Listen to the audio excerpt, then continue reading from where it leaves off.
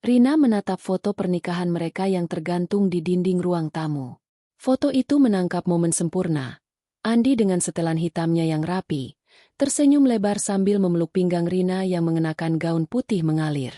Mata mereka berbinar penuh harapan, seolah dunia hanya milik mereka berdua. Itu sudah 10 tahun lalu, tapi bagi Rina, kenangan itu masih segar seperti pagi yang baru saja terbit. Mereka bertemu di kampus. Andi mahasiswa bisnis yang ambisius. Rina gadis sederhana dari keluarga biasa yang belajar desain interior. Cinta mereka tumbuh seperti api unggun di malam dingin, hangat dan tak tergantikan. Setelah lulus, Andi memulai bisnisnya sendiri. Awalnya kecil, hanya sebuah perusahaan distribusi barang impor di Jakarta. Rina meninggalkan mimpinya menjadi desainer profesional untuk mendukung Andi. Kita bangun ini bersama. Sayang, kata Andi saat itu, mencium kening Rina. Kau adalah pondasiku. Rina tersenyum, percaya sepenuhnya. Dia mengurus rumah, memasak makanan favorit Andi, dan bahkan membantu mengelola administrasi bisnis dari rumah. Andi sering bilang, tanpamu, aku bukan apa-apa. Dan Rina merasa itu cukup. Mereka tidak punya anak, tapi itu tak masalah. Andi bilang mereka masih muda, punya waktu. Rina setuju, asal mereka bersama. Hidup mereka seperti dongeng.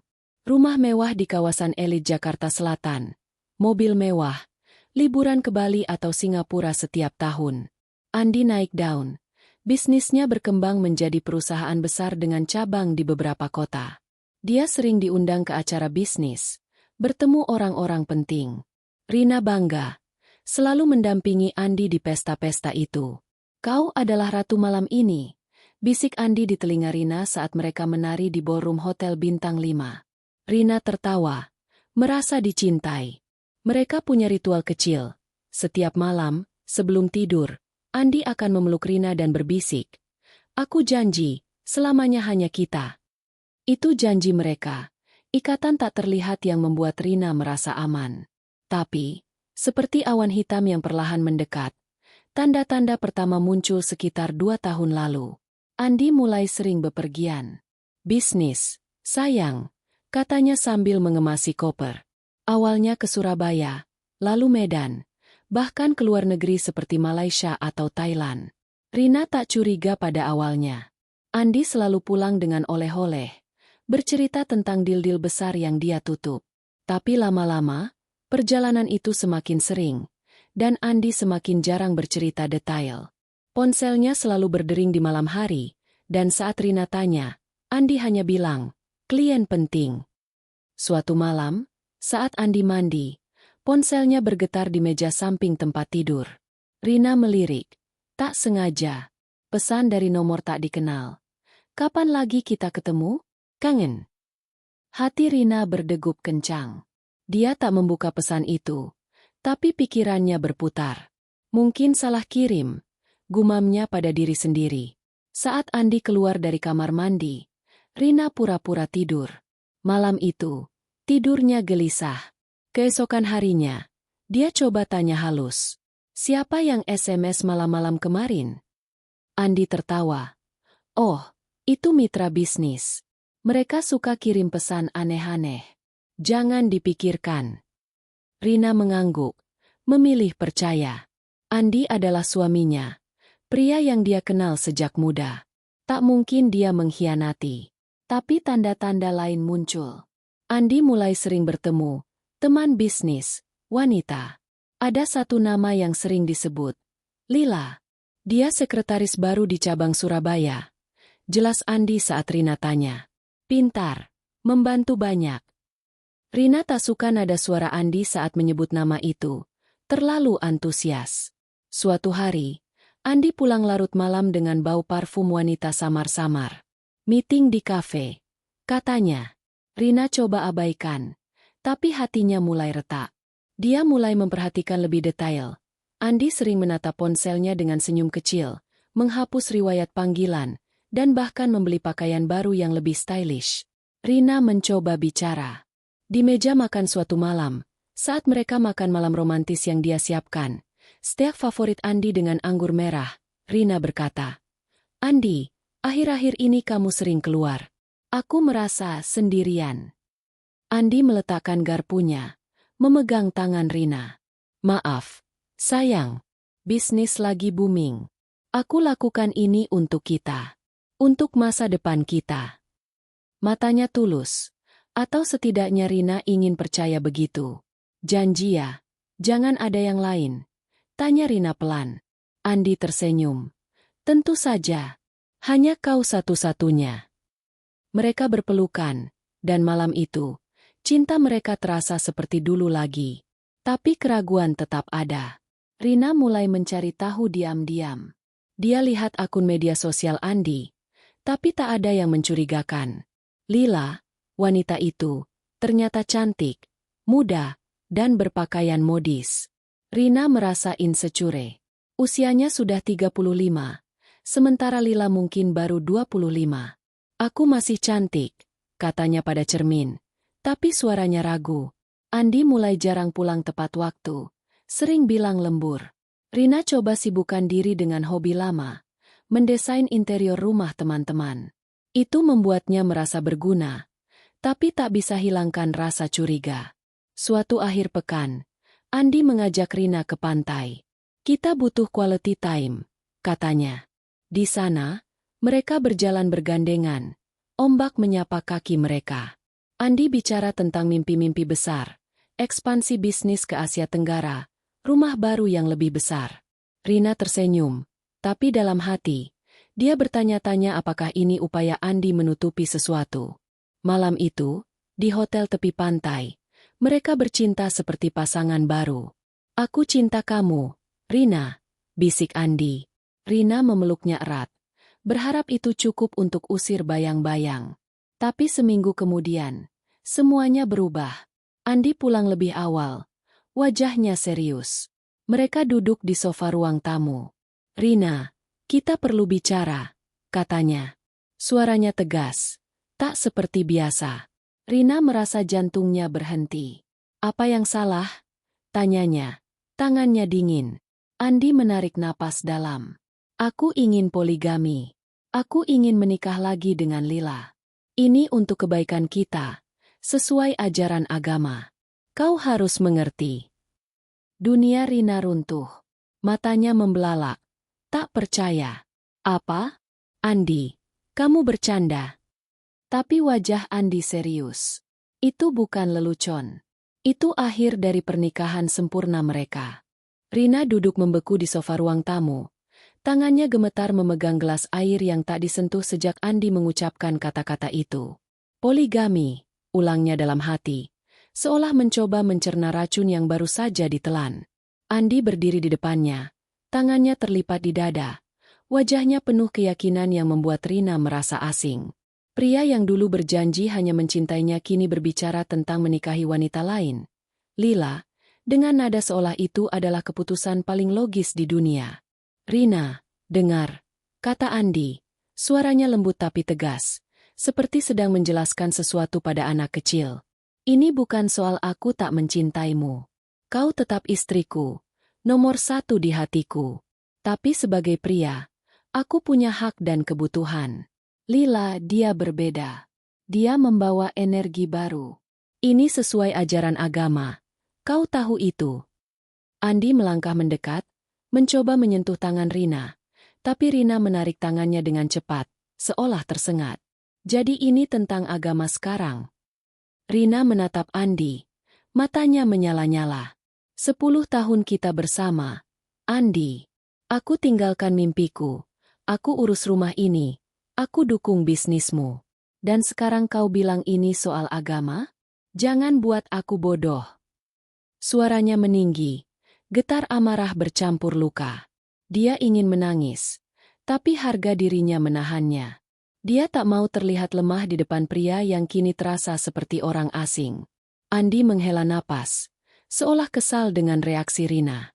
Kau terlalu emosional. Coba pikir jernih. Poligami bukan pengkhianatan. Aku tak akan menceraikanmu. Kita tetap keluarga. Lila hanya akan jadi bagian dari hidup kita. Dia berhenti sejenak, lalu menambahkan. Dia setuju, Rina. Dia paham posisinya sebagai istri kedua. Kata-kata itu seperti pisau yang menusuk lebih dalam. Rina membayangkan Lila, wanita muda yang pernah dia lihat sekilas di foto media sosial Andi. Rambut panjang, wajah mulus, senyum yang seolah menantang. Rina merasa dadanya sesak. Jadi kau sudah bicara dengannya? Kalian sudah merencanakan ini di belakangku. Suaranya bergetar, tapi dia berusaha tetap tenang. Kapan kau mulai, Andi? Kapan kau mulai berbohong padaku? Andi menggeleng. Wajahnya menunjukkan sedikit rasa bersalah, tapi cepat digantikan ekspresi defensif. Ini bukan soal berbohong. Aku cuma ingin jujur sekarang. Aku bisa saja diam-diam menikah. Tapi aku pilih ceritakan ini padamu karena aku hormati kau sebagai istriku. Dia duduk di sebelah Rina, mencoba lagi memegang tangannya.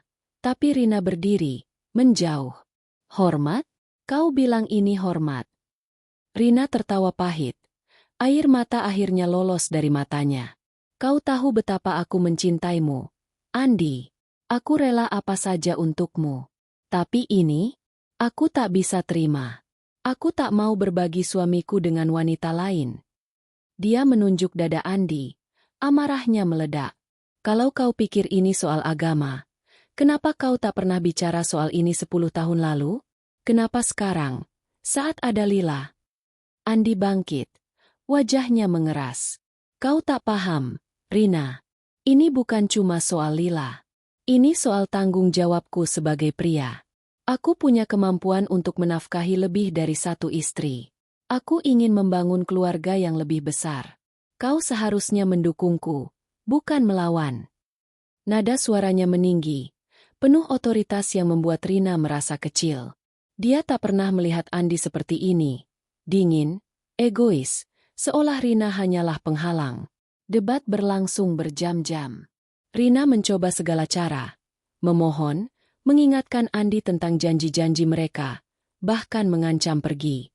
Tapi Andi tak bergeming. Kalau kau tak bisa terima, itu pilihanmu, katanya dingin. Tapi aku tak akan mundur. Aku sudah putuskan. Kata-kata itu seperti tamparan. Rina merasa dunianya berputar. Dia ingin berteriak, memukul Andi, tapi tubuhnya lemas. Dia hanya menatap pria yang dulu dia kira adalah belahan jiwanya. Kini berubah jadi musuh. Malam itu, Rina tak bisa tidur. Dia duduk di kamar tamu, menatap langit-langit, memutar ulang setiap momen pernikahan mereka. Apakah dia kurang? Apakah dia tak cukup cantik? Tak cukup pintar? Pikirannya dipenuhi bayang-bayang Lila. Dia membuka ponsel, mencari akun Lila di media sosial. Foto-foto wanita itu penuh keceriaan, berpakaian modis, bepergian ke tempat-tempat mewah, selalu tersenyum. Ada satu foto yang membuat jantung Rina berhenti. Lila dan Andi di sebuah kafe, tertawa bersama.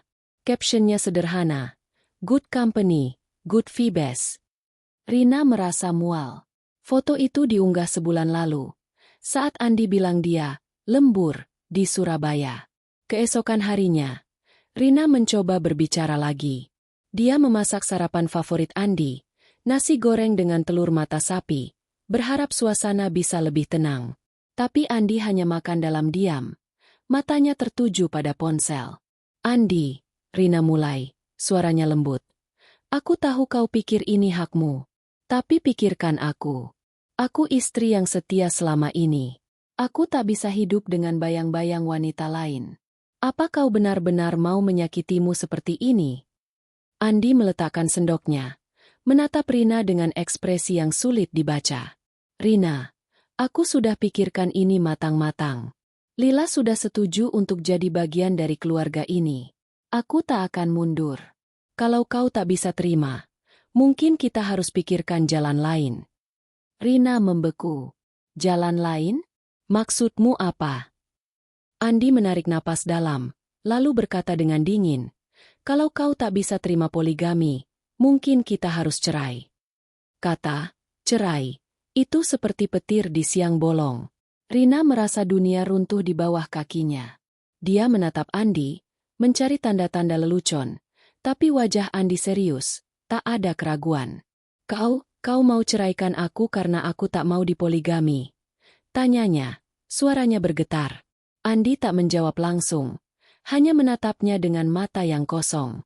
Aku tak mau kehilanganmu, Rina. Tapi kalau kau memaksaku memilih, aku akan lakukan apa yang menurutku benar. Rina bangkit dari meja. Air mata mengalir tanpa suara. Dia berjalan ke kamar, mengunci pintu, dan ambruk di lantai. Gambar-gambar masa lalu berputar di kepalanya. Ciuman pertama mereka, malam-malam saat Andi memeluknya erat. Janji, selamanya hanya kita. Semua terasa seperti kebohongan sekarang. Dia memeluk lututnya, menangis dalam diam, tapi di dalam dadanya, sesuatu mulai berubah. Luka itu perlahan bercampur dengan bara amarah. Kau akan menyesal, Andi, bisiknya pada dirinya sendiri. Kau akan menyesal karena mengkhianatiku. Malam itu, saat Andi tidur di kamar utama, Rina duduk di kamar tamu dengan ponsel di tangan. Dia mengetik nama Lila di mesin pencari, mencatat setiap detail yang bisa dia temukan. Dia tak tahu apa yang akan dia lakukan, tapi satu hal pasti, dia tak akan menyerah begitu saja. Andi mungkin pikir dia bisa menginjak harga dirinya, tapi Rina bukan wanita yang akan dia menerima pengkhianatan. Rina duduk di sudut kamar tamu, matanya sembab, menatap dinding kosong yang seolah mencerminkan hidupnya kini. Kata, cerai, yang diucapkan Andi malam itu masih bergema di kepalanya.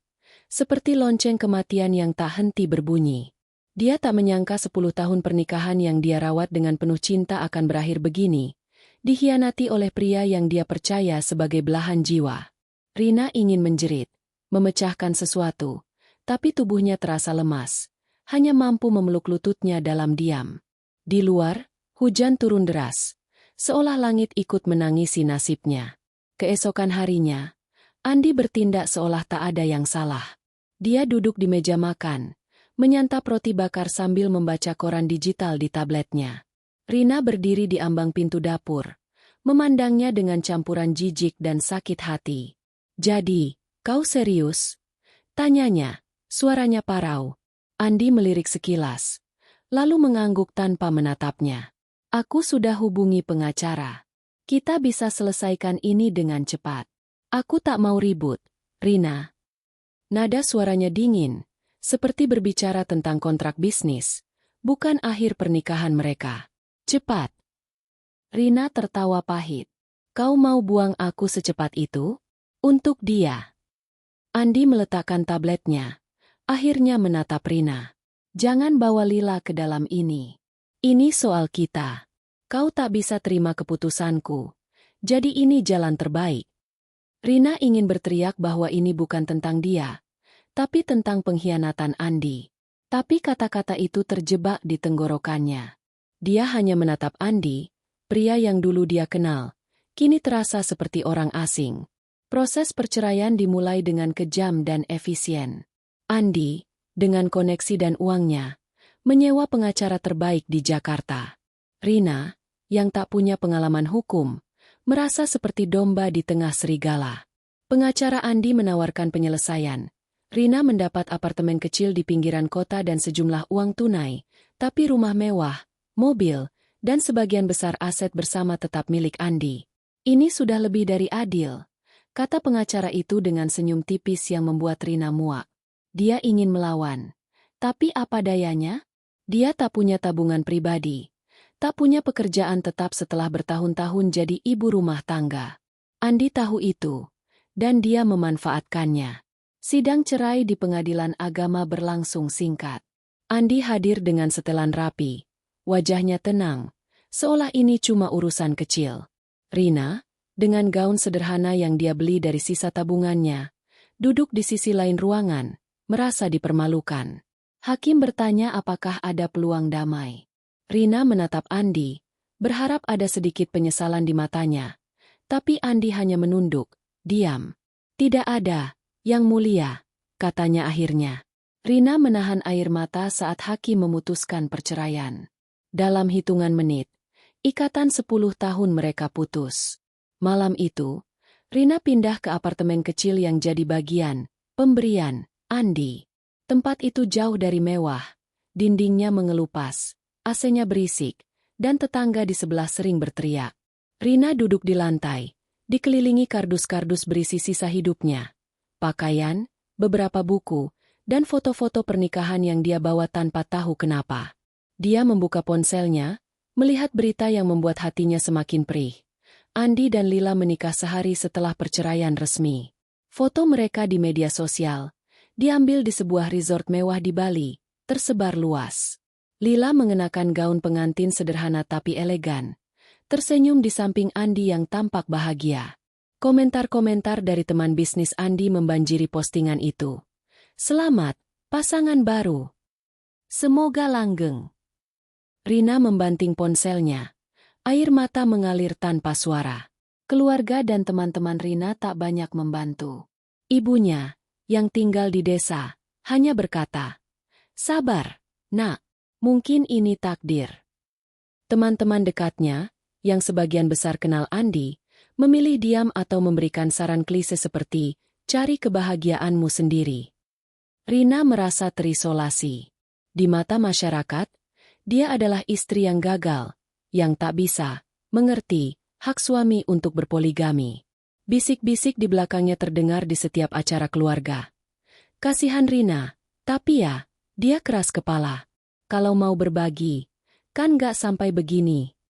Rina ingin menjerit bahwa dia bukan penutup toples yang bisa dibagi, tapi tak ada yang peduli. Malam-malam berikutnya, Rina nyaris tak tidur. Dia terjebak dalam lingkaran depresi, memutar ulang setiap momen pernikahannya, mencari tahu di mana dia salah. Apakah dia kurang perhatian? Kurang cantik? Atau Andi memang selalu punya sisi egois yang dia abaikan? Dia mulai minum anggur murah untuk menenangkan pikirannya. Tapi itu hanya membuatnya semakin tenggelam. Suatu malam, dia duduk di balkon apartemen, menatap kota yang tak pernah tidur. Lampu-lampu Jakarta berkedip di kejauhan. Tapi Rina merasa gelap. Tapi di tengah keputusasaan itu, sesuatu berubah. Saat membongkar kardus, Rina menemukan buku catatan lama dari masa kuliahnya. Di dalamnya, ada sketsa desain interior yang pernah dia buat, mimpi yang dia kubur demi Andi. Dia menelusuri halaman-halaman itu, mengingat betapa dia dulu penuh semangat. "Aku bukan cuma istri Andi," gumamnya. Di samping buku itu, dia menemukan dokumen lama, kontrak bisnis Andi yang pernah dia bantu susun. Di situ, ada catatan kecil tentang transaksi yang mencurigakan, sesuatu yang Andi pernah suruh dia abaikan. "Jangan tanya soal ini," kata Andi saat itu. Rina menatap dokumen itu lama. Pikirannya berputar. Bara kecil di dadanya mulai menyala. Andi mungkin mengira dia bisa membuang Rina begitu saja. Tapi dia salah. Rina bukan wanita yang akan tenggelam selamanya. Dia mengambil ponselnya, membuka akun media sosial Lila lagi. Ada foto baru. Lila memamerkan cincin berlian besar, hadiah dari Andi. Rina mengepalkan tangannya. "Kau pikir kau menang, Andi?" bisiknya. "Kau belum tahu siapa aku sebenarnya." Malam itu, untuk pertama kalinya dalam berminggu-minggu, Rina merasa ada tujuan. Dia tak tahu bagaimana caranya. Tapi dia bersumpah akan membuat Andi menyesal.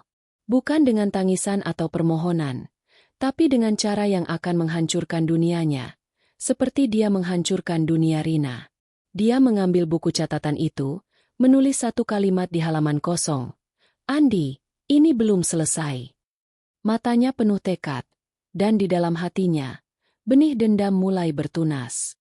Malam itu, apartemen kecil Rina terasa lebih sempit dari biasanya. Lampu neon di langit-langit berkedip-kedip, menciptakan bayang-bayang yang menari di dinding. Rina duduk di lantai, dikelilingi kardus-kardus yang belum sepenuhnya dibongkar. Di tangannya, dokumen lama yang dia temukan, kontrak bisnis Andi dengan catatan kecil tentang transaksi mencurigakan, terasa seperti kunci menuju sesuatu yang lebih besar. Dia menatap kertas itu. Jantungnya berdetak kencang. "Kau pikir kau bisa menghancurkan hidupku dan hidup bahagia?" gumamnya, suaranya penuh dendam. Di luar, Jakarta masih berisik dengan klakson mobil dan suara kota yang tak pernah tidur. Tapi di dalam hati Rina, sebuah rencana mulai terbentuk. Hari-hari setelah perceraian adalah neraka. Rina merasa seperti bayangan dirinya sendiri, hanyut dalam kesedihan dan kemarahan. Tapi dokumen itu, dan foto pernikahan Andi Lila yang viral di media sosial, menyulut sesuatu di dalam dirinya. Dia tak lagi ingin menangis atau memohon. Dia ingin Andi merasakan sakit yang sama, bahkan lebih dalam. Kalau aku harus jatuh, kau akan jatuh lebih dalam, Andi, bisiknya pada dirinya sendiri. Itu bukan sekadar amarah, itu tekad. Langkah pertama Rina adalah bangkit dari keterpurukan. Dia tak bisa melawan Andi dalam kondisi lemah. Dia mulai dengan hal kecil, membersihkan apartemen, membuang anggur murah yang selama ini jadi pelariannya, dan membuat daftar tujuan. Aku harus kuat dulu, katanya, menatap cermin. Wajahnya pucat, matanya sembab, tapi di balik itu, ada kilatan tekad. Dia membuka laptop tuanya, mendaftar sebagai konsultan desain interior freelance di platform online. Dia tahu bakatnya masih ada, terkubur di bawah pengabdiannya untuk Andi. Dalam seminggu, dia mendapat 2 klien kecil, renovasi kafe dan kamar apartemen. Itu bukan banyak uang, tapi cukup untuk membuatnya merasa hidup kembali. Sambil membangun kembali kepercayaan dirinya, Rina mulai mengumpulkan informasi tentang Andi. Dia tahu Andi bukan pria sempurna seperti yang dunia lihat. Dokumen yang dia temukan itu, catatan tentang transaksi yang Andi suruh abaikan dulu, adalah petunjuk pertama. Rina ingat betul saat Andi memintanya menandatangani dokumen itu sebagai formalitas. Ini cuma urusan pajak, sayang, jangan dipikirkan, kata Andi saat itu dengan senyum meyakinkan. Tapi sekarang, Rina curiga itu lebih dari sekadar pajak. Dia menghubungi seorang teman lama, Dika, yang dulu bekerja sebagai akuntan di perusahaan Andi sebelum dipecat karena tidak cocok. Dika setuju bertemu di sebuah kafe kecil di Kemang. Dika, aku perlu tahu soal Andi, kata Rina langsung ke inti saat mereka duduk dengan kopi di tangan. Dika, pria bertubuh kurus dengan kacamata tebal, tampak ragu. Rina, aku tak mau masalah. Andi, dia punya koneksi kuat. Tapi Rina tak menyerah. Dengan nada lembut tapi tegas, dia berkata, aku sudah kehilangan segalanya. Aku cuma minta kebenaran. Dika akhirnya mengalah. Dia menceritakan bagaimana Andi sering memalsukan laporan keuangan untuk menghindari pajak dan menyuap pejabat untuk kontrak besar. Aku dipecat karena tahu terlalu banyak, kata Dika, matanya penuh penyesalan. Tapi aku tak punya bukti. Andi pintar menyembunyikan jejak. Informasi itu seperti bahan bakar bagi api dendam Rina. Dia mulai menghubungi kontak lain, mantan karyawan, mitra bisnis kecil yang pernah merasa dikhianati Andi. Dia bergerak hati-hati, menggunakan nama samaran saat mengirim email atau pesan. Dari seorang mantan sopir Andi, Rina tahu bahwa Andi sering mengunjungi hotel-hotel mewah di Jakarta dan Surabaya, bukan untuk bisnis, tapi untuk bertemu wanita lain bahkan sebelum Lila. Dia pikir dia raja, kata sopir itu dengan nada muak. Dan sekarang Lila cuma trofi baru baginya. Rina juga mulai mempelajari Lila. Dia bukan sekadar wanita muda yang cantik. Lila punya ambisi. Dari media sosialnya, Rina tahu Lila suka memamerkan gaya hidup mewah, tas desainer, liburan ke luar negeri, jamuan makan di restoran bintang Michelin. Dia bukan cuma korban Andi, pikir Rina. Dia sama egoisnya. Tapi Rina juga melihat kelemahan Lila.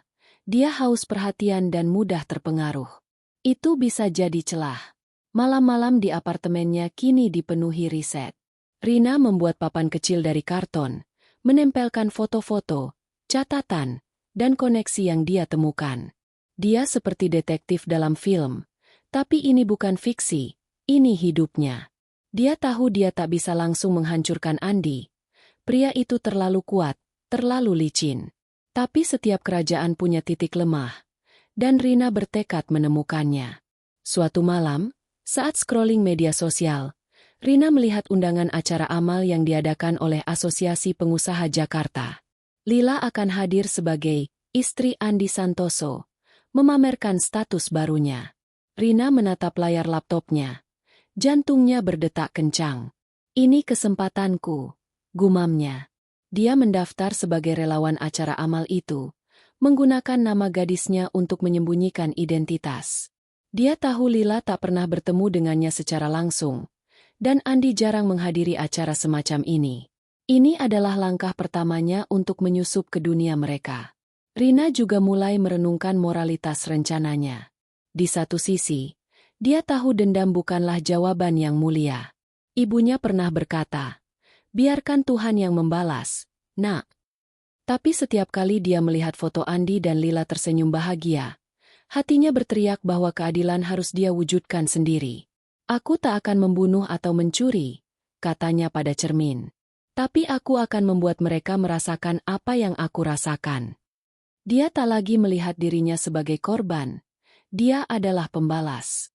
Malam sebelum acara amal, Rina berdiri di depan cermin, mengenakan gaun sederhana tapi elegan yang dia beli dari penghasilan pertamanya sebagai konsultan. Dia tak lagi wanita yang dulu, yang hidup untuk menyenangkan Andi. Rambutnya yang dulu selalu diikat rapi kini dibiarkan terurai. Matanya penuh tekad. Dia mengambil ponselnya, memotret dirinya sendiri, dan menyimpan foto itu sebagai pengingat. Ini Rina yang baru. Di luar, petir menyambar langit Jakarta, seolah merestui rencananya. Saat dia mematikan lampu dan berbaring di ranjang sempitnya, pikirannya dipenuhi bayangan Lila di acara amal besok. Dia tahu ini hanya langkah kecil, tapi setiap langkah akan membawanya lebih dekat ke tujuan, menghancurkan dunia Andi. "Kau akan tahu, Andi," bisiknya dalam gelap. "Kau akan tahu betapa salahnya mengkhianatiku." Rina berdiri di sudut ruangan ballroom Hotel Bintang 5, mengenakan gaun hitam sederhana yang dia beli dari penghasilan pertamanya sebagai konsultan freelance. Rambutnya ditata rapi, wajahnya tersembunyi di balik senyum profesional sebagai relawan acara amal. Di sekitarnya, para pengusaha dan sosialita Jakarta berbaur. Gelas-gelas anggur berkilau di bawah lampu kristal. Tapi mata Rina hanya tertuju pada satu orang. Lila, yang berdiri di tengah kerumunan, mengenakan gaun merah menyala yang menarik perhatian. Dia tertawa lebar, memamerkan cincin berlian di jarinya, berbicara dengan nada yang terlalu keras tentang proyek baru suaminya. Rina menahan napas. Jantungnya berdetak kencang. Ini adalah langkah pertamanya, dan dia tak boleh gagal. Sebagai relawan, Rina bertugas mengatur registrasi tamu, memberinya akses ke daftar nama dan koneksi penting. Dia memperhatikan Lila dari kejauhan, mencatat siapa saja yang mendekatinya. Lila, dengan sikapnya yang haus perhatian, tampak menikmati sorotan mata.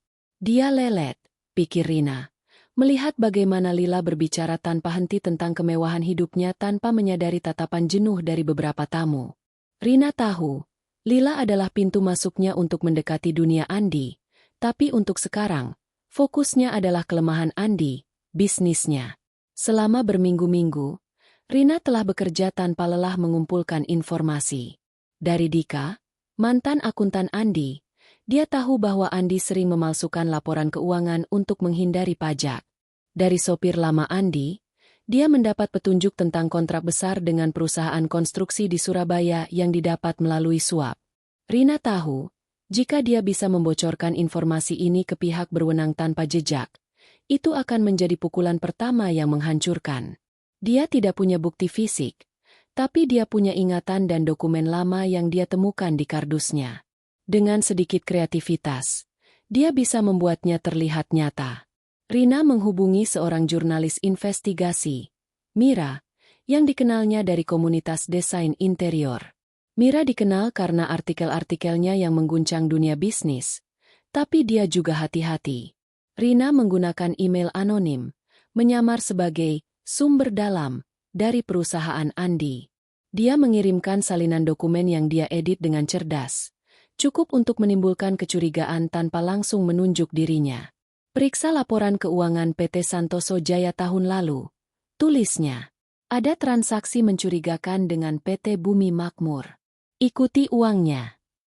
Dia juga menambahkan detail kecil tentang pertemuan Andi dengan pejabat di Surabaya, yang dia dapat dari sopir itu. Rina tahu, Mira tak akan melewatkan kesempatan ini. Sementara menunggu hasil, Rina fokus pada acara amal.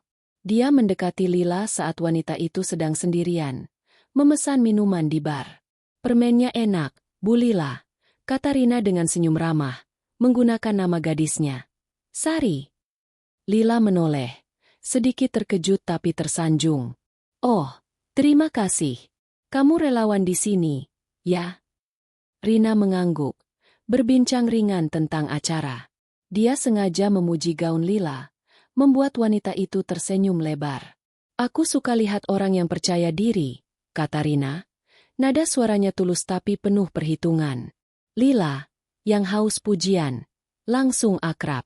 Dalam 10 menit, Rina sudah mendapat nomor telepon Lila, dengan alasan mungkin bisa kolaborasi untuk proyek amal lain. Malam itu, Rina pulang ke apartemennya dengan perasaan campur aduk. Dia berhasil mendekati Lila, tapi hatinya masih berat. Setiap kali melihat Lila, dia teringat Andi, pria yang menghancurkan hidupnya. Tapi dia menepis perasaan itu. "Fokus, Rina," katanya pada dirinya sendiri. 2 hari kemudian, Mira menghubungi nomor burner yang Rina gunakan. "Sumbermu solid," kata Mira. "Aku sudah cek. Ada kejanggalan di laporan keuangan PT Santoso Jaya. Aku akan ke Surabaya minggu depan untuk wawancara." Rina tersenyum kecil di balik telepon. "Jangan sebut nama saya," katanya, lalu mematikan sambungan. Seminggu kemudian, bom itu meledak. Sebuah artikel di media nasional mengungkap dugaan korupsi di PT Santoso Jaya. Nama Andi disebut sebagai pemilik perusahaan yang mungkin terlibat. Saham perusahaan anjlok, dan klien besar mulai menarik diri. Rina menonton berita itu dari televisi kecil di apartemennya, secangkir teh di tangan. Dia tak merasa gembira, tapi ada kepuasan dingin di hatinya.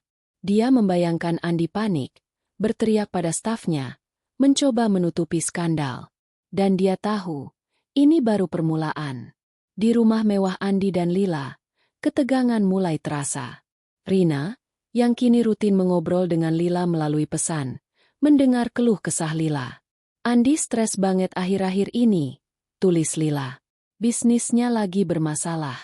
Aku capek, kok dia jadi gampang marah?" Rina membalas dengan nada penuh empati. "Wah, kasihan kamu, Lila. Pasti berat. Kalau butuh teman cerita, aku ada." Dalam hati, dia tersenyum. Lila, tanpa sadar, sedang membuka pintu untuk langkah berikutnya. Rina juga mulai memperhatikan efek keuangan pada pernikahan Andi Lila. Lila, yang terbiasa dengan kemewahan, mulai mengeluh tentang anggaran yang dipotong. "Andi bilang kita harus hemat," tulis Lila di pesan. "Padahal aku baru mau beli tas baru." Rina menahan tawa saat membaca itu. Dia tahu Lila adalah tipe yang tak bisa hidup tanpa kemewahan, dan tekanan keuangan akan membuat retakan pertama di pernikahan mereka. Tapi Rina tak boleh lengah. Andi, meski terpojok, bukan orang bodoh. Dia mulai curiga ada yang sengaja menargetkannya. Rina mendengar dari Dika bahwa Andi menyewa konsultan untuk menyelidiki kebocoran informasi. Dia pikir ada mata-mata di perusahaannya, kata Dika. Rina tahu dia harus lebih hati-hati. Dia membeli laptop bekas dengan uang tunai, membuat akun email baru, dan selalu menggunakan VPN untuk aktivitas daringnya. Dia juga memindahkan dokumen-dokumen penting ke brankas kecil yang dia beli, menyimpannya di bawah ranjang. Malam itu, saat hujan kembali turun di Jakarta, Rina duduk di depan papan kartonnya, menambahkan catatan baru. Langkah 1, keuangan. Selesai. Dia menatap foto Andi yang ditempel di tengah papan. Matanya penuh dendam. "Kau pikir kau bisa bahagia setelah menghancurkanku?" bisiknya. Di ponselnya, ada pesan baru dari Lila. "Sari, besok mau ketemu nggak? Aku butuh teman." Rina tersenyum, mengetik balasan dengan cepat. "Tentu, Lila. Aku ada buat kamu." Di dalam hatinya, Rina tahu ini baru awal. Andi mungkin kehilangan kontrak besar, tapi dia masih punya kekayaan, koneksi, dan Lila. Rina harus masuk lebih dalam, memanipulasi dari dalam. Lila adalah kunci, dan Rina akan memastikan retakan kecil ini menjadi jurang yang menghancurkan dunia Andi. Rina duduk di sebuah kafe kecil di bilangan Senopati, menyeruput latte sambil menatap ponselnya. Di layar, pesan dari Lila berderet, penuh keluh kesah tentang Andi yang semakin sulit didekati. Dia berubah. Sari, tulis Lila. Dulu manis, sekarang cuma marah-marah. Apa karena bisnisnya lagi susah? Rina tersenyum tipis, jari-jarinya mengetik balasan penuh empati. Wah, pasti berat buat kamu, Lila. Andi seharusnya lebih perhatian. Kamu oke? Di dalam hati, Rina merasa kepuasan yang dingin.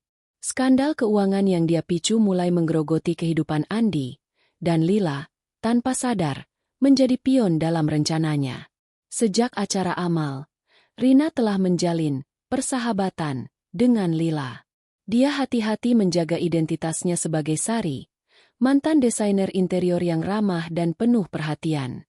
Lila, yang haus validasi, dengan cepat mempercayai Rina. Mereka bertemu beberapa kali untuk makan siang atau ngobrol di kafe, dan setiap kali, Rina menabur benih keraguan. Andi pasti sibuk banget, ya, katanya suatu hari. Nada suaranya polos. Tapi aneh, kok dia nggak cerita apa-apa ke kamu? Suamiku dulu selalu cerita soal kerja. Lila mengerutkan kening, mulai mempertanyakan sikap Andi yang tertutup. Untuk memperkuat tekanan, Rina mulai mengirim pesan anonim ke Andi. Dia menggunakan nomor burner dan aplikasi pesan terenkripsi, memastikan tak ada jejak yang mengarah padanya. Pesan pertama sederhana, aku tahu apa yang kau lakukan di Surabaya. Andi tak membalas, tapi Rina tahu pesan itu mengganggunya. Dia melihatnya di media sosial, di mana Andi mulai memposting kutipan-kutipan motivasi tentang mengabaikan haters. Rina tersenyum. Kau mulai gelisah, ya? Gumamnya. Langkah berikutnya lebih berani.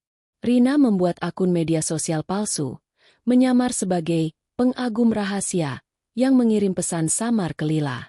Kau terlalu baik untuk seseorang seperti Andi, tulisnya. Tanya dia soal malam di Hotel Mulia tahun lalu. Rina sengaja memilih detail yang cukup umum untuk membuat Lila curiga, tapi tidak terlalu spesifik sehingga Andi bisa membantahnya. Lila, yang sudah mulai meragukan Andi, langsung menghadapinya. Rina tahu ini karena Lila mengeluh di pesan. Aku tanya Andi soal Hotel Mulia, dia marah besar. Katanya aku gila. Tapi kok dia nggak jelasin apa-apa? Rina membalas dengan nada prihatin, tapi dalam hati, dia bersorak.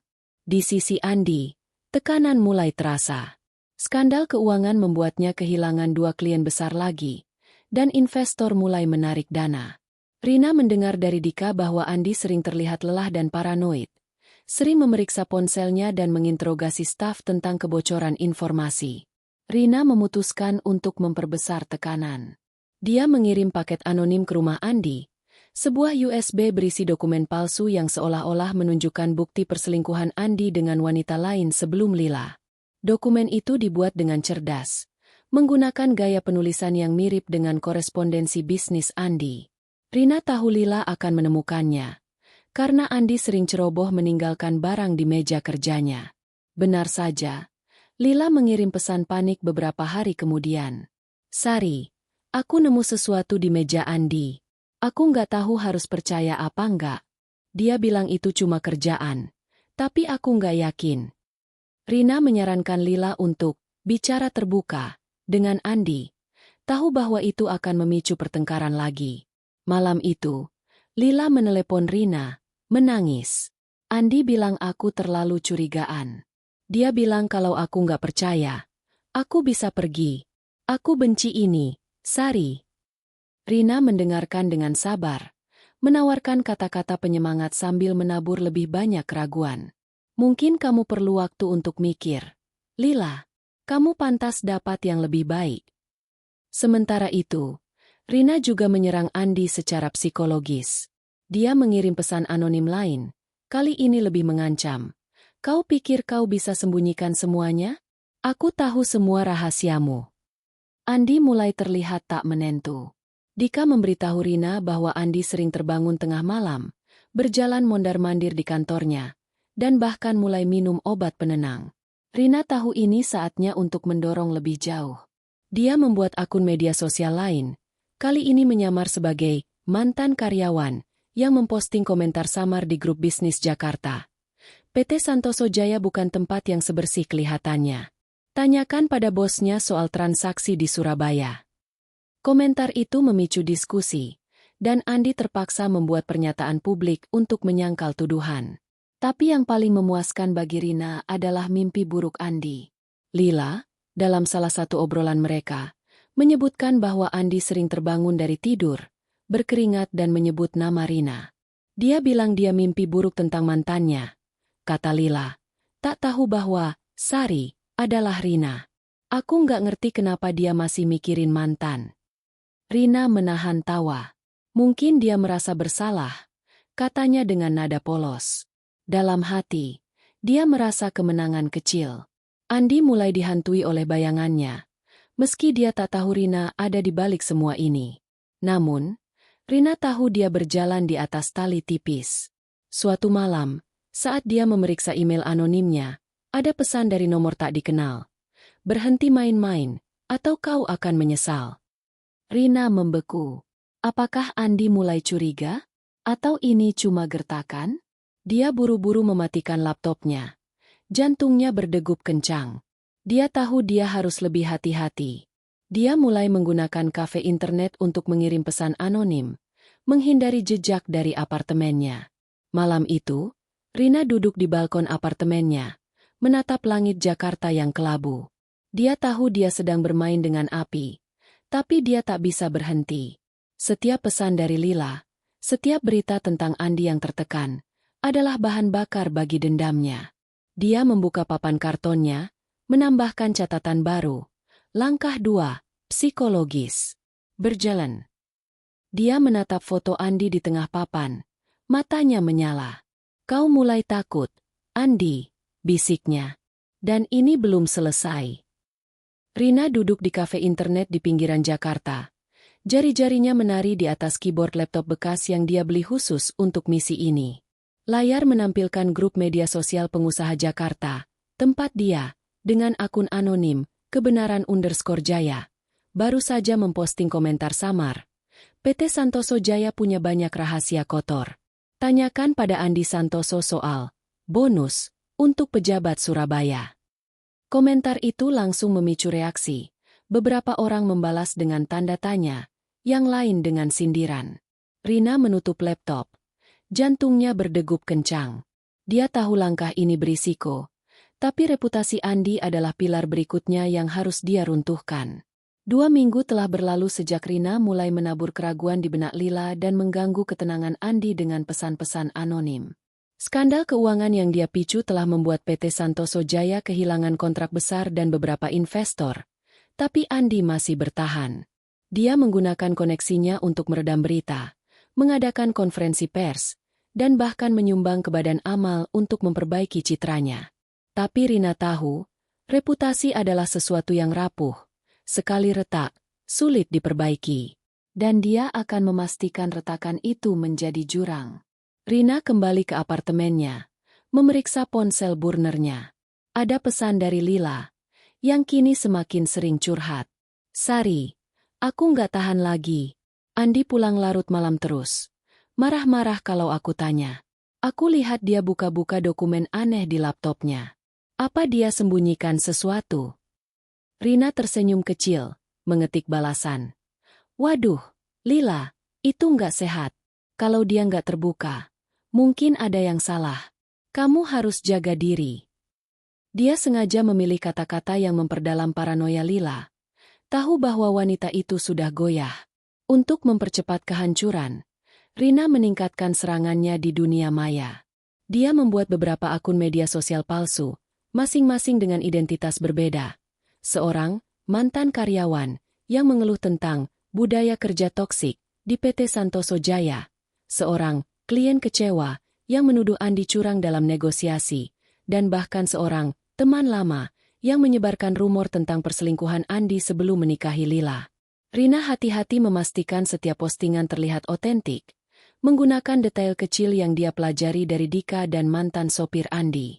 Dia juga membocorkan dokumen palsu lain ke Mira, jurnalis investigasi, yang kini sedang menulis artikel lanjutan tentang dugaan korupsi Andi. Dampaknya mulai terasa. Grup-grup WhatsApp pengusaha Jakarta dipenuhi bisik-bisik tentang Andi. Beberapa mitra bisnis kecil membatalkan kerjasama, dan undangan ke acara-acara bergengsi mulai berkurang. Rina memantau semuanya dari akun-akun anonimnya, merasakan kepuasan setiap kali melihat komentar seperti, Andi Santoso ternyata nggak sebersih itu, atau, aku dengar dia suka main belakang. Tapi yang paling memuaskan adalah efeknya pada Lila. Wanita itu mulai memposting kutipan-kutipan samar di media sosialnya, seperti, kebenaran selalu terungkap, atau, aku pantas dapat yang lebih baik. Rina tahu, pernikahan mereka mulai retak. Untuk mempercepat kehancuran, Rina memutuskan untuk memukul lebih keras. Dia membuat situs web sederhana dengan domain anonim, berjudul, Kebenaran tentang Andi Santoso. Situs itu berisi dokumen dan testimoni yang seolah-olah dari orang-orang yang dikhianati Andi, termasuk cerita tentang perselingkuhan dan praktik bisnis kotor. Rina tahu situs itu tak akan bertahan lama. Andi pasti akan menyewa ahli IT untuk menutupnya, tapi dia hanya butuh waktu cukup untuk membuat kehebohan. Dia membagikan tautan situs itu ke grup-grup media sosial dan mengirimkannya ke Lila melalui akun pengagum rahasia. Lila, yang sudah paranoid, langsung membuka situs itu dan menghadapi Andi. Malam itu, Lila menelepon Rina, suaranya gemetar. Sari, aku nggak tahu harus percaya apa lagi. Aku lihat situs aneh tentang Andi. Ada cerita dia selingkuh. Bahkan sebelum aku. Dia bilang itu bohong. Tapi aku nggak yakin. Rina berpura-pura terkejut, menyarankan Lila untuk berani ambil langkah. Kalau dia nggak jujur, Lila, kamu nggak harus bertahan. Kamu masih muda, masih punya masa depan. Katanya, nada suaranya penuh perhatian. Lila terisak, lalu berkata, aku pikir aku bakal minta cerai kalau ini benar.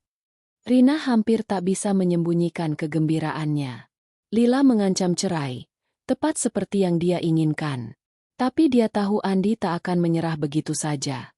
Dika memberitahu Rina bahwa Andi menyewa detektif swasta untuk menyelidiki kebocoran ini. Dia yakin ada seseorang di belakang semua ini, kata Dika di telepon. Dia bahkan nyebut nama kamu, Rina. Tapi cuma sekilas. Kayaknya dia nggak percaya kamu bisa gini. Rina menahan napas. Dia tahu dia harus lebih hati-hati. Dia mulai menggunakan VPN ganda dan hanya mengakses akun anonimnya dari kafe internet yang berbeda setiap kali. Di sisi lain, reputasi Andi semakin hancur. Artikel lanjutan Mira diterbitkan, kali ini dengan judul, Skandal di balik kesuksesan PT Santoso Jaya. Artikel itu menyebutkan, sumber anonim, yang mengungkap praktik suap dan manipulasi laporan keuangan. Andi mencoba membantah, tapi publik sudah terlanjur curiga. Di media sosial, hashtag Andi Santoso mulai tren, penuh dengan cemoohan dan meme. Bahkan keluarga Andi mulai menjauh. Kakaknya, yang dulu bangga, kini menolak menjawab teleponnya. Lila, yang merasa dipermalukan, semakin menjauh dari Andi. Dia mulai pergi sendiri ke acara-acara sosial, memamerkan senyum palsu sambil menghindari pertanyaan tentang suaminya. Rina, yang masih berperan sebagai Sari, terus mendampingi Lila, mendengarkan keluhannya sambil menabur lebih banyak keraguan. Aku dengar Andi dulu kasar sama mantannya, katanya suatu hari, pura-pura ragu. Mungkin cuma gosip, tapi kamu harus hati-hati, ya. Lila mengangguk, matanya penuh ketakutan. Tapi Rina tahu, permainan ini semakin berbahaya. Suatu malam, saat dia keluar dari kafe internet, dia merasa diikuti. Langkah kaki samar di belakangnya membuat bulu kuduknya berdiri. Dia mempercepat langkah, menyelinap ke gang kecil, dan bersembunyi di balik tong sampah sampai yakin tak ada yang mengikuti. Aku harus lebih pintar, pikirnya. Jantungnya masih berdegup kencang. Dia tahu Andi mulai putus asa, dan orang putus asa bisa berbahaya. Rina kembali ke apartemennya, membuka papan kartonnya. Dia menambahkan catatan baru. Langkah 3, reputasi. Berjalan. Dia menatap foto Andi, yang kini penuh coretan merah. Kau pikir kau bisa pulih dari ini, Andi? Bisiknya. Tunggu sampai langkah berikutnya. Di ponselnya, ada pesan baru dari Lila. Sari, aku mau ketemu. Aku pikir aku nggak bisa lanjut sama Andi. Rina tersenyum, tapi matanya dingin. Dia tahu, jebakan berikutnya akan jauh lebih kejam. Rina duduk di sudut apartemennya yang sempit. Cahaya layar laptop menerangi wajahnya yang penuh tekad. Papan karton di depannya kini penuh dengan coretan dan foto, dengan nama Andi dan Lila dilingkari merah. Langkah-langkah sebelumnya, menghancurkan keuangan dan reputasi Andi, telah berjalan sesuai rencana. PT Santoso Jaya berada di ambang kehancuran, dan pernikahan Andi dengan Lila retak di bawah tekanan skandal dan paranoia. Tapi Rina belum puas. Dia ingin Andi merasakan pengkhianatan yang sama yang dia rasakan, bukan hanya di hati, tapi di depan matanya sendiri. Malam ini, dia akan menjalankan rencana paling kejamnya, membuat Lila berselingkuh dan memastikan Andi menyaksikannya. Rina telah mempelajari Lila dengan cermat. Wanita itu, meski haus perhatian dan kemewahan, juga rapuh. Tekanan dari skandal Andi dan pertengkaran mereka membuat Lila semakin bergantung pada Sari, alter ego Rina. Dalam obrolan mereka, Lila sering mengeluh tentang kesepiannya. Andi nggak lagi peduli sama aku, katanya suatu sore di kafe. Dia cuma mikirin bisnisnya yang hancur. Aku merasa nggak dihargai. Rina, dengan nada penuh empati, menabur benih. Kamu pantas dapat seseorang yang bikin kamu merasa istimewa, Lila. Kamu masih muda, cantik. Jangan buang waktu dengan orang yang gak menghargai kamu. Lila hanya tersenyum kecil, tapi Rina tahu kata-katanya mengena. Untuk rencana ini, Rina membutuhkan sekutu. Dia menghubungi Rian, pria yang dia kenal dari proyek desain interior. Rian adalah tipe pria yang disukai Lila, tampan, berpakaian rapi, dan pandai merayu. Rina tahu Rian punya reputasi sebagai playboy, tapi itu justru sempurna. Dia mengundang Rian untuk minum kopi, berpura-pura membahas proyek, lalu dengan hati-hati mengarahkan percakapan. Aku punya teman, Lila, yang lagi butuh teman buat hibur dia, katanya dengan senyum. Dia cantik, suka bersenang-senang. Kalau kamu ketemu dia, mungkin kalian bisa nyambung. Rian, dengan mata berbinar, setuju tanpa banyak tanya. Rina tahu dia tak perlu menjelaskan terlalu banyak. Ego Rian akan mengurus sisanya. Rina mengatur pertemuan, tak sengaja, di sebuah klub malam mewah di Jakarta. Dia mengajak Lila untuk melepas penat setelah minggu yang berat. Ayo, Lila, kita have fun. Kamu butuh ini, katanya. Lila, yang sudah lelah dengan drama bersama Andi, setuju. Malam itu, Lila tampil memukau dengan gaun ketat berwarna emas. Rambutnya tergerai sempurna. Rina memperkenalkan Rian sebagai teman lama yang kebetulan ada di klub. Rian langsung beraksi, memuji Lila dengan kata-kata manis dan memesankan minuman. Rina pura-pura sibuk dengan ponselnya, membiarkan chemistry antara Lila dan Rian berkembang. Dia tahu Lila, yang merasa diabaikan oleh Andi, rentan terhadap perhatian seperti ini. Sementara itu, Rina telah menyiapkan jebakan utama. Dia tahu Andi, meski sibuk dengan krisis bisnisnya, masih memeriksa keberadaan Lila melalui aplikasi pelacak di ponselnya, kebiasaan yang Lila keluhkan. Rina menggunakan akun anonim untuk mengirim pesan ke Andi. Istri kamu lagi bersenang-senang di klub malam. Cek sendiri kalau nggak percaya. Dia melampirkan alamat klub dan waktu yang tepat. Rina tahu Andi, yang sudah paranoid, tak akan bisa menahan diri. Di klub, Lila dan Rian semakin akrab. Musik menggema, lampu neon berkedip-kedip, dan Lila tertawa lepas saat Rian menggodanya. Rina, dari sudut ruangan, mengamati dengan hati-hati. Dia melihat Lila menyentuh lengan Rian, tertawa terlalu keras pada leluconnya. Waktunya, Pikir Rina. Dia mengirim pesan ke Lila, berpura-pura ada urusan mendadak, dan meninggalkan klub. Tapi dia tak benar-benar pergi. Dia bersembunyi di mobil sewaan di seberang jalan, menunggu. Tak lama kemudian, mobil Andi melaju kencang ke parkiran klub. Wajahnya penuh amarah saat dia masuk. Rina mengikuti dari kejauhan, menyelinap masuk sebagai pengunjung biasa. Di dalam, dia melihat Andi mendorong kerumunan. Matanya liar mencari Lila. Dan dia menemukannya. Di sudut dansa, Lila dan Rian sedang berpelukan erat, hampir berciuman. Andi membeku. Wajahnya pucat. Dia berteriak, "Lila!" Suaranya tenggelam di antara musik. Tapi Lila menoleh, kaget. Rian mundur, mengangkat tangan seolah tak tahu apa-apa. Lila panik, mencoba menjelaskan. Tapi Andi sudah menariknya keluar. Wajahnya merah padam. Rina mengamati dari kejauhan. Jantungnya berdegup kencang. Dia tahu ini adalah pukulan yang akan menghancurkan Andi secara emosional.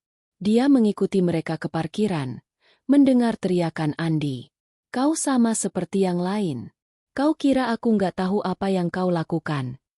Lila menangis, berteriak balik. "Kau yang nggak pernah ada buat aku, Andi. Aku cuma ingin merasa dihargai." Pertengkaran itu seperti musik bagi telinga Rina. Dia tahu, pernikahan mereka sudah di ujung tanduk. Tapi Rina ingin memastikan Andi tahu siapa di balik ini.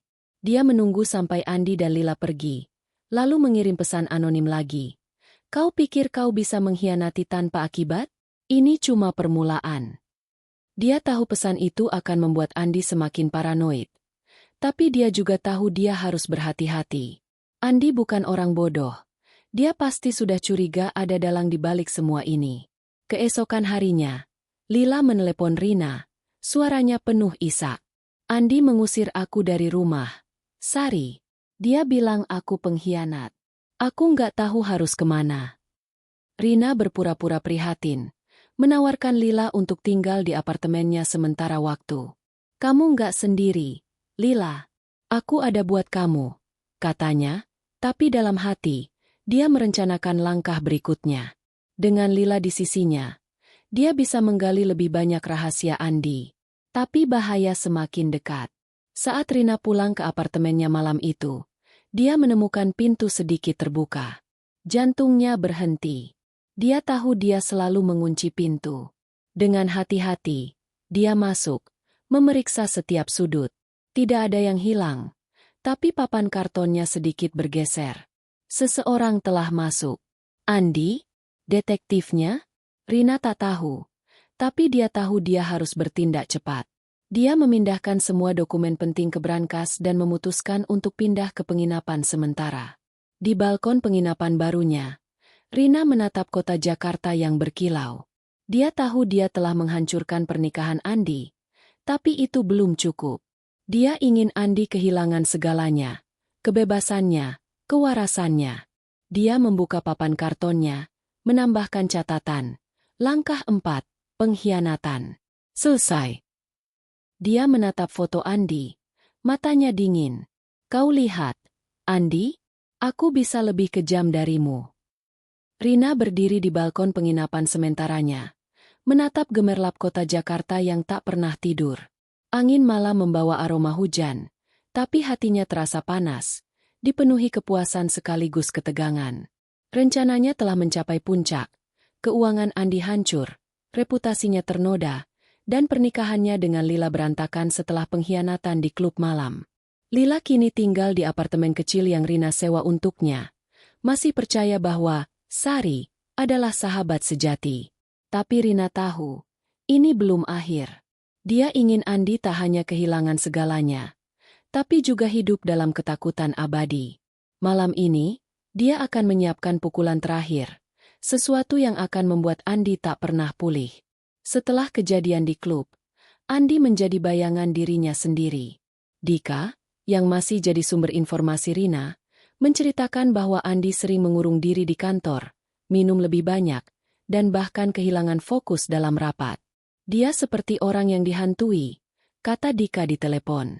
"Dia bilang dia mimpi buruk setiap malam, tentang mantannya. Rina tersenyum kecil mendengar itu. Dia tahu, mantan, itu adalah dirinya. Bayang-bayang yang kini menghantui pikiran Andi. Tapi dia ingin lebih. Dia ingin Andi benar-benar runtuh. Rina kembali ke rencana terakhirnya. Menjebak Andi dalam tuduhan kriminal yang akan menghancurkan kebebasannya. Dari dokumen-dokumen lama yang dia temukan, Rina tahu Andi pernah terlibat dalam transaksi mencurigakan dengan pejabat di Surabaya. Meski dia tak punya bukti langsung, dia telah belajar cukup banyak tentang manipulasi data dari risetnya. Dia menghubungi Mira, jurnalis investigasi. Lagi, kali ini dengan paket bukti baru. Rina membuat dokumen palsu yang seolah-olah menunjukkan transfer uang dari rekening Andi ke pejabat tinggi, lengkap dengan email dan tanda tangan digital yang dia falsifikasi dengan software murah. Ini akan mengguncang Jakarta, tulisnya dalam email anonim ke Mira. Periksa rekening PT Santoso Jaya dan koneksi ke Surabaya. Mira, yang sudah terpikat oleh skandal sebelumnya, langsung bergerak. Dalam beberapa hari, artikel baru terbit. Dugaan suap besar-besaran, Andi Santoso di ujung tanduk. Artikel itu menyebutkan bukti kuat tentang aliran dana ilegal, dan pihak berwenang mulai menyelidiki. Rina menonton berita itu dari televisi kecil di penginapan. Jantungnya berdetak kencang. Dia tahu, jika polisi menggali lebih dalam, mereka mungkin tak menemukan bukti nyata, tapi kerusakan sudah terjadi. Reputasi Andi sudah hancur, dan penyelidikan akan membuatnya terpojok. Sementara itu, Lila semakin terpuruk. Tinggal di apartemen kecil membuatnya merasa kehilangan gaya hidup mewahnya. Dia sering menangis di telepon, menceritakan betapa dia menyesal menikahi Andi. Aku pikir dia pria sempurna, Sari, katanya. Tapi sekarang aku cuma merasa bodoh. Rina mendengarkan dengan sabar, tapi dalam hati, dia merencanakan langkah akhir untuk Lila. Dia mengirim pesan anonim ke Lila, menyamar sebagai seseorang yang tahu. Andi bukan cuma pengkhianat. Dia terlibat kriminal. Tinggalkan dia sebelum terlambat. Lila, yang sudah rapuh, akhirnya mengajukan gugatan cerai. Rina tahu ini akan menjadi pukulan telak bagi Andi. Tapi di tengah kemenangannya, Rina mulai merenung. Malam itu, dia duduk di ranjang, menatap papan karton yang kini penuh coretan. Keuangan, reputasi, pernikahan, kebebasan. Setiap langkah telah dia jalankan dengan sempurna, tapi ada sesuatu yang mengganggunya. Dia teringat kata-kata ibunya. Dendam hanya akan membakar dirimu sendiri, nak. Untuk pertama kalinya, Rina bertanya pada dirinya sendiri, apakah dia sudah terlalu jauh? Apakah dia telah menjadi monster yang sama seperti Andi? Tapi kemudian dia mengingat wajah Andi saat mengucapkan kata cerai. Dan amarahnya kembali menyala. Dia pantas dapat ini, gumamnya, menepis keraguan. Beberapa hari kemudian, berita mengejutkan muncul. Andi ditahan untuk penyelidikan suap. Rina menonton liputan itu dengan perasaan campur aduk. Gambar Andi, dengan wajah lelah dan tangan diborgol, muncul di layar. Dia tampak hancur, matanya kosong. Rina tahu, meski tuduhan itu mungkin tak cukup kuat untuk memenjarakannya lama, kerusakan sudah permanen. Bisnisnya bangkrut, Lila pergi, dan reputasinya tak bisa diselamatkan. Andi kini sendirian, seperti Rina dulu. Tapi Rina tak ingin berhenti di situ. Dia ingin memastikan Andi tak pernah melupakannya. Dia mengirim pesan anonim terakhir dari kafe internet. Kau pikir ini akhir? Aku akan selalu mengawasimu. Dia tahu pesan itu akan menghantui Andi, membuatnya selalu melihat ke belakang, tak pernah merasa aman. Rina juga memasang kamera kecil di dekat rumah lama Andi, merekam aktivitasnya dan mengirimkan cuplikan samar ke emailnya secara berkala. Itu bukan untuk tindakan nyata, tapi untuk membuat Andi paranoid seumur hidup. Namun, bahaya semakin dekat. Suatu malam, saat Rina kembali ke penginapan, dia menemukan catatan di bawah pintu. Kau pikir kau bisa sembunyi? Tulisan tangan itu asing, tapi membuat bulu kuduknya berdiri. Apakah Andi tahu? Atau detektifnya? Rina buru-buru mengemasi barang-barangnya. pindah ke penginapan lain di ujung kota. Dia tahu dia harus menghilang untuk sementara, tapi dia tak akan menyerah.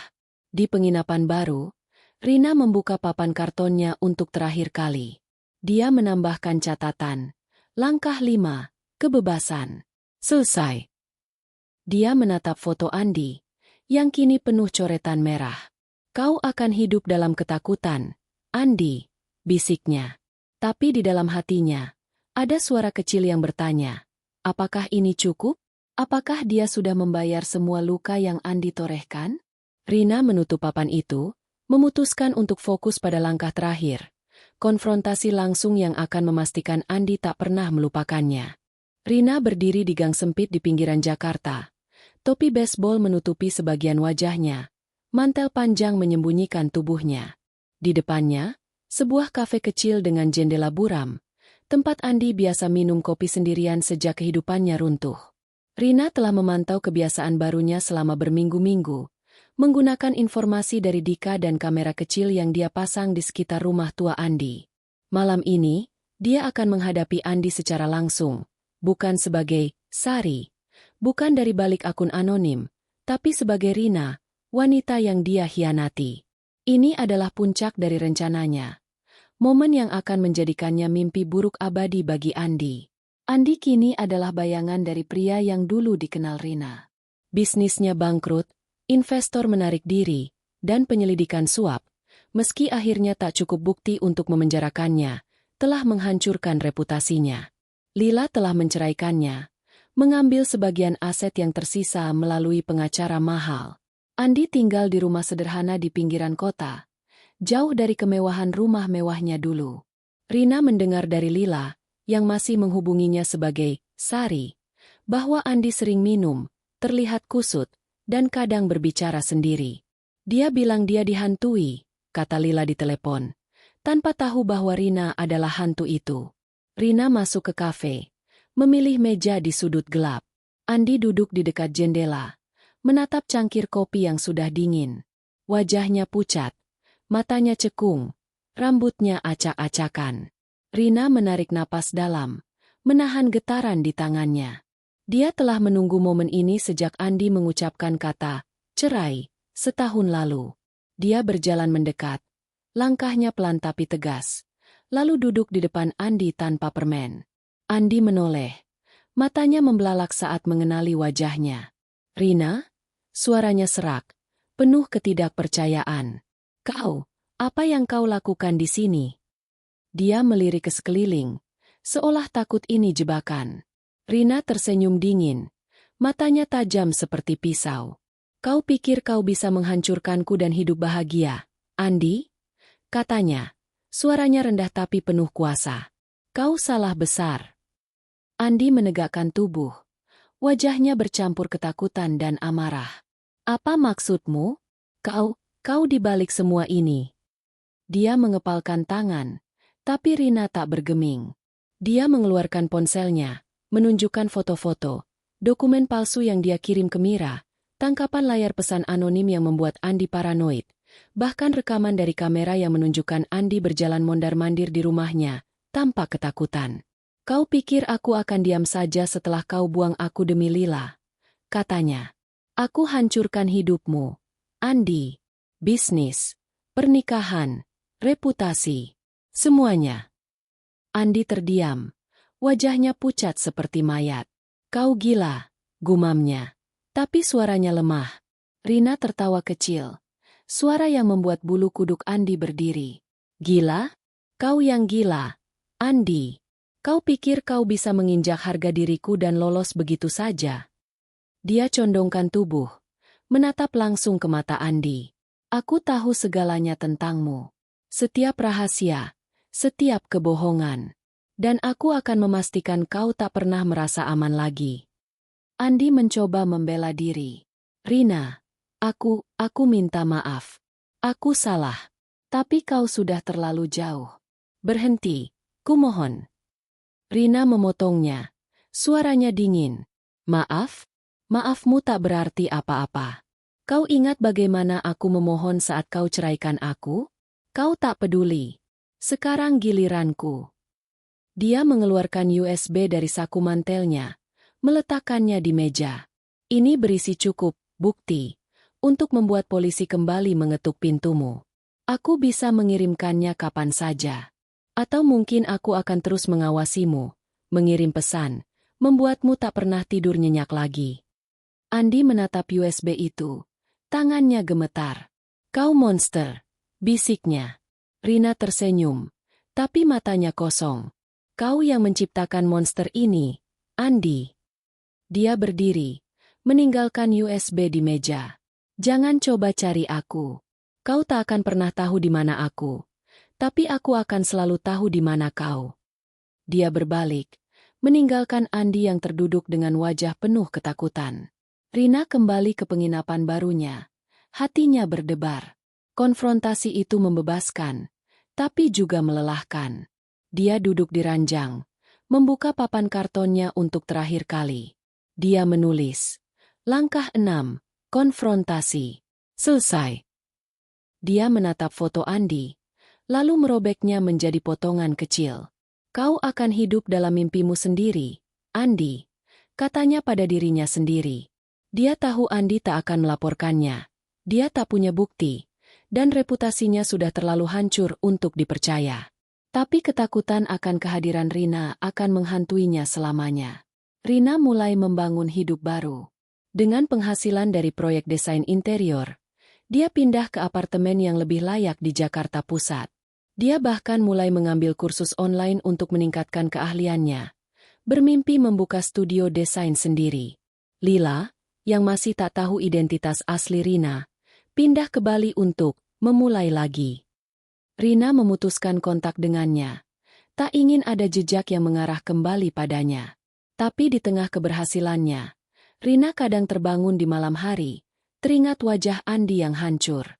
Dia bertanya pada dirinya sendiri, apakah dia telah menjadi orang yang dia benci? Tapi setiap kali keraguan itu muncul, dia mengingat luka yang Andi torehkan, dan tekadnya kembali kuat. Aku melakukan apa yang harus kulakukan, katanya pada cermin. Setahun kemudian, Rina berdiri di depan studio desain kecilnya yang baru dibuka. Namanya, Rina Karya. Terpampang di papan neon sederhana. Dia tersenyum, merasa bebas untuk pertama kalinya dalam waktu lama. Di sisi lain kota, Andi hidup dalam ketakutan, selalu menoleh ke belakang, tak pernah yakin apakah Rina benar-benar mengawasinya. Setiap pesan tak dikenal, setiap ketukan di pintu, membuatnya gemetar. Rina telah menjadi mimpi buruk abadinya, seperti yang dia janjikan.